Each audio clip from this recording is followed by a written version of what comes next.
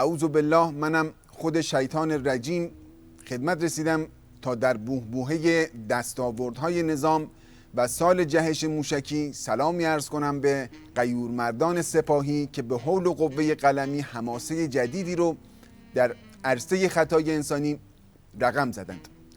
موشک زمین به هوا چند ماه پیش تست شد، موشک دریا به دریا رو هم که تست کردن. خودتون رو صفر بچسبید که انشالله موشک بعدی زمین به زمینه. این ناوچه کنارک رو اینقدر کیج ندید. اولا یه چند نفر کشته شدن که خب در حال بهبودی هستند. ثانیاً این پیامی بود تا دشمنان بدانند مایی که اینطوری ناوچه خودمون رو لت و پار کردیم، اگر قرار باشه دشمنان فشار حد اکثری رو ادامه بدند، کل ایران رو با خاک یکسان خواهیم کرد.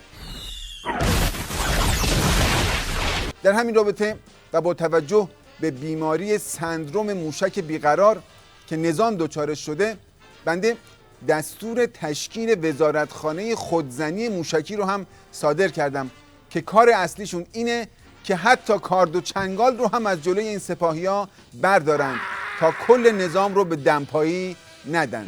مبارک است به ملت همیشه در صحنه.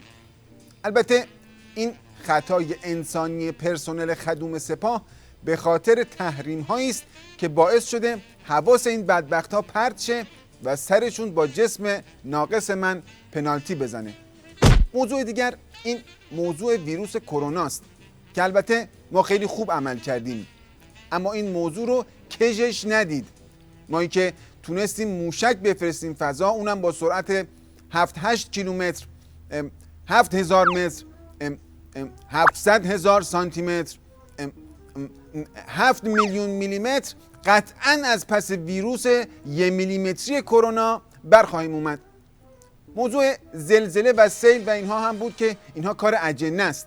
بنده حقیر این توفیق هر شب نصیبم میشه که با سرعتی نزدیک به سرعت نور به فضا میرم و از اون بالا با بصیرت کامل تمام خطوط کلی نظام رو ترسیم میکنم. خب ما که چنین توانایی داریم، قطعاً از پس زلزله و سیل هم برمیاییم. بنده در پایان تشکر میکنم از رئیس جمهور محترم به خاطر جد و جهدی که در زمینه خالی بندی به خرج میدن. بنده خودم در کلاس‌های خارج فقه خفن ترین دروغ ها رو میگم. خیلی وقتها در برابر شیخ حسن من خودم یاتاقان میزنم، مخصوصا این حدیثی که نمیدونم از کجاشون تولید کردن، مبنی بر این که کشته شدن در دریا 10 برابر کشته شدن تو جاهای دیگه ثواب داره، چون در صدر اسلام که چنین جنگ دریایی نبوده. ولی خب احتمالاً ایشون از وایکینگ ها به عاریت گرفتند. طیب الله کل دروغاتکم و کل خطاهای انسانیکم.